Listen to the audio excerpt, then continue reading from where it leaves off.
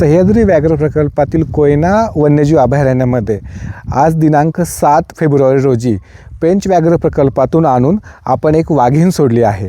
ही वाघीण साधारणतः 4 ते 5 वर्षाची असून हिला आपण 5 तारखेला संध्याकाळी पेंच व्याघ्र प्रकल्पामध्ये पकडण्यात आले आणि रस्त्याच्या मार्गे आणि बोटच्या मार्गे तिला आणून कोयना वन्यजीव अभयारण्यामध्ये निसर्गमुक्त करण्यात आले आहे। सह्याद्री व्याघ्र प्रकल्पामध्ये आलेल्या 3 वाघिणींमुळे सह्याद्रीतलं एकंदर पर्यटनाची वृद्धी होत आहे। पर्यटकांची येण्याची संख्या वाढत आहे, होमस्टेची संख्या वाढत आहे। एकंदरच सर्व भागाचा हा आर्थिकदृष्ट्या आणि संपन्नतेचा विकास होत आहे। याचबरोबर जंगलाचं देखील संवर्धन होत आहे।